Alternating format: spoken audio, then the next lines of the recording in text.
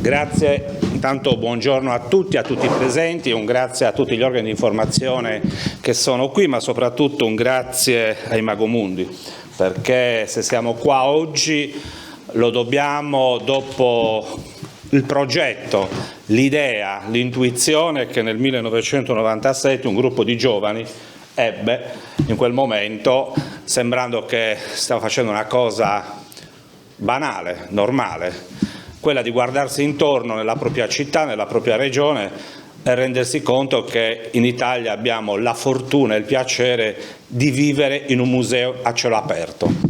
Noi molte volte banalizziamo, non ci rendiamo conto, ma in qualunque strada camminiamo, di Cagliari, di Sassari, di Nuoro, d'Italia, in qualunque paese, siamo di fronte a un museo, perché rappresentiamo la storia più importante non dell'Italia, della Sardegna, ma del mondo.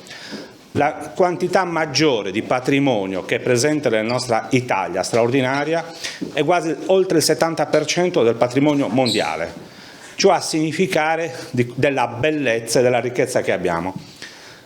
Cosa hanno fatto questi ragazzi, questi ragazzacci, queste ragazzacce? Hanno detto: ma perché non iniziamo a farli conoscere per prima ai nostri stessi cittadini, in cui probabilmente quelle pietre, quel murales, quel nuraghe era una cosa di banale, non ne conoscevano la storia, perché noi abbiamo una grande miniera che è proprio il patrimonio archeologico, non abbiamo materie prime, la nostra materia prima è quello che ci hanno lasciata la storia, e quindi hanno messo a sistema questo e hanno detto: facciamo capire agli stessi cittadini cosa significa essere nati, cresciuti e vivere in Italia avendo attorno questo grandissimo patrimonio. E così hanno iniziato, anno dopo anno. Hanno iniziato partendo da Cagliari, poi si sono allargati nella cintura e oggi sono presenti in 19 regioni, perché credo che l'edizione di quest'anno è un'edizione che permette di rappresentare, di esportare questa grande esperienza in 19 regioni. Però hanno fatto anche qualcosa di più, perché quando si è ragazzi si è folli. Cosa facciamo? Che usiamo? Usiamo i professionisti? Usiamo i professori, usiamo le guide turistiche, no, usiamo i ragazzi, usiamo le ragazze, usiamo la scuola. Quindi oltre che mettere a sistema questo grande patrimonio, hanno coinvolto le generazioni, hanno permesso ai giovani di conoscere cosa vivono, dove sono, cosa significa essere nati, crescere in Italia, in Sardegna, vivere in questo particolare straordinario museo a cielo aperto. Quindi patrimonio, storia, conoscenza, valorizzazione, nuove generazioni.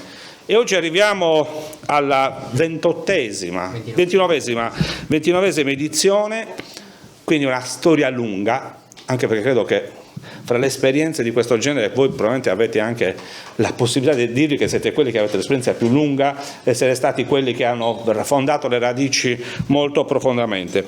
E quindi io non la voglio fare lunga perché voglio lasciare a loro a spiegare meglio, però devo dire che quello che posso dire nella presentazione è un grazie, perché lo dico non soltanto grazie da Presidente del Consiglio regionale, grazie per quello che avete costruito, grazie per quello che avete realizzato, grazie perché continuate a essere, ma anche grazie perché avete spostato questa esperienza fuori dalla Sardegna, vi siete fatti conoscere non soltanto nei massimi vertici istituzionali nazionali, in tantissime regioni.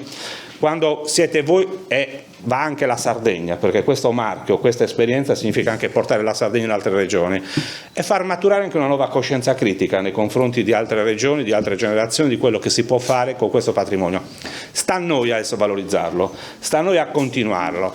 Guardate, in questi anni di esperienza politica, noi le abbiamo provate tutte per cercare di portare sviluppo economico nella nostra regione, le abbiamo provate tutte. Abbiamo messo fabbriche che poi abbiamo smontato, abbiamo portato culture che non ci appartenevano, abbiamo portato aree industriali dove probabilmente adesso ci sono i pannelli solari, quindi non hanno mai prodotto nulla se non reddito a multinazionali e a chi aveva già risorse. Quello che dobbiamo credere e fare è valorizzare il nostro patrimonio archeologico storico, perché ha un'identità della nostra cultura, ha un'identità del nostro popolo e poi perché è unico.